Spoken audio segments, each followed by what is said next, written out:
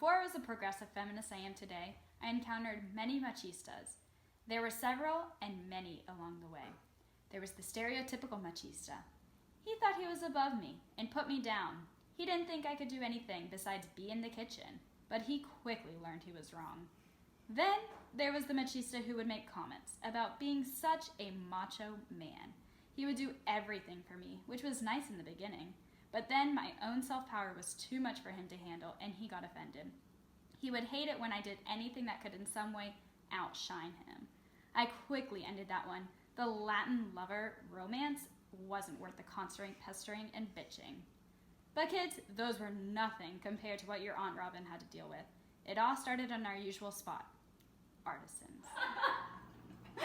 Oh my God. So your Aunt Robin had a thing for Latinos. She always had her eye on the sexy and smooth one. Sometimes she didn't have the best taste in men, but you could say she had her way with guys. She had this one boyfriend, though, for a long time, who seemed just off to her. He would always ride his high horse around, especially when talking with other women. And when your Aunt Robin wasn't looking, he would flirt with other women. The worst was when he talked to his mother. He always seemed so small and obeyed her every word. But to your Aunt Robin, he was the ultimate macho man, always the knight in shining armor to whisk her away. He would order for her, buy her gifts, and speak for her while she was in the kitchen cooking away. He talked sports, which she loved, yet she never got to chime in. He spent every night out with the guys. That led to strip clubs and much gambling. He held her there for too long. That's when she burst. He was the ultimate machista. This was all before your Aunt Robin was the great newscaster she is today. She was trying to build her career, and she had her spotlight for a long time on News 4770. Her encounter with the great machista happened just before she made her breakthrough, where ABC picked up her investigation of machismo. Here's how it went. Here on News 4770, we are going to be talking about machismo. What is it, and when will it stop? Machismo is a Spanish word with the root word macho that literally translates to male.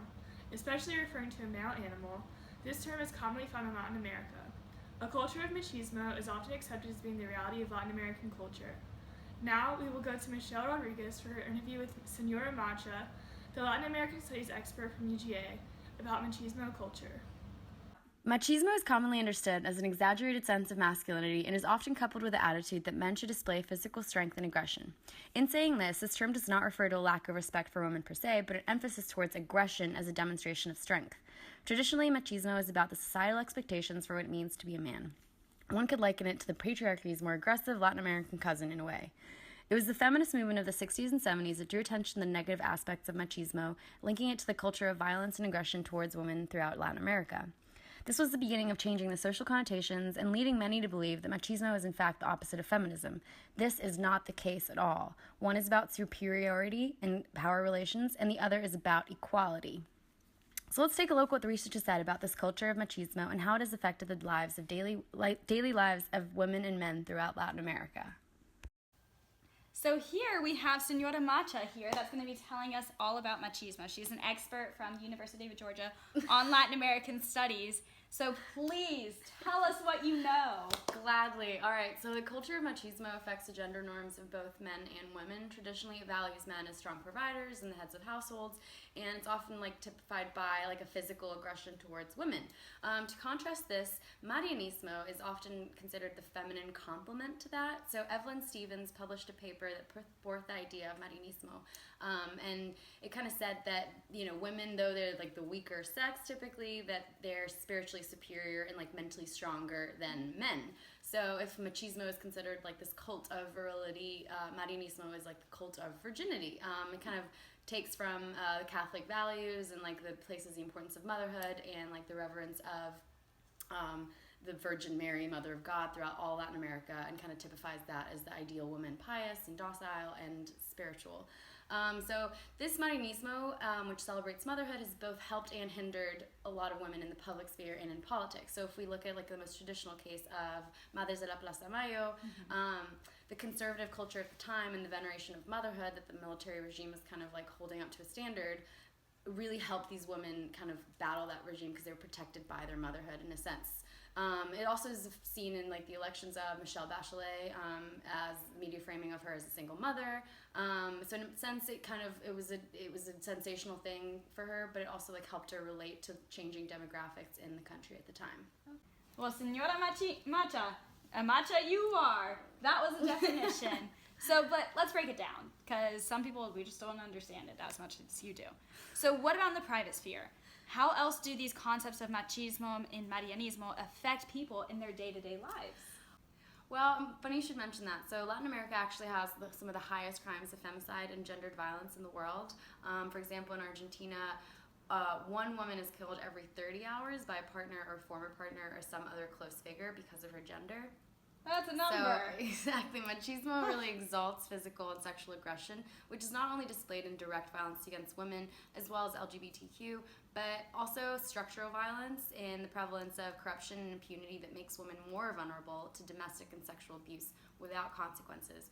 So in 1994, several countries really kind of signed on to the Convention of Belém, which recommends that states amend the penal codes to impose penalties for violence against women and adopt measures to prevent perpetrators from harassing their victims. It also promised to educate people on women's rights and crack down on like this culture of machismo and the violence that comes out of it.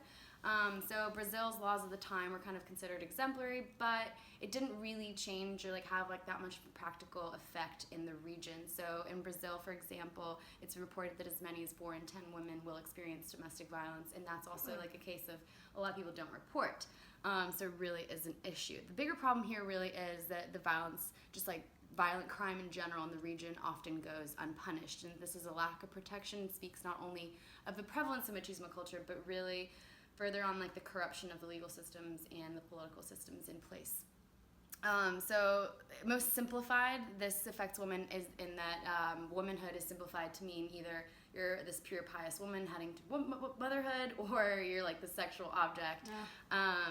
And so what is interesting is that these two often get like mixed together, and you have these ideals of women being sexy and promiscuous, yet they're supposed to really be pure and demure. Mm-hmm. And that is very confusing for women and men to grow up in that culture, and you see that even more so in media representations and in the popular culture of reggaeton and like the music and the lyrics and the sexism that gives.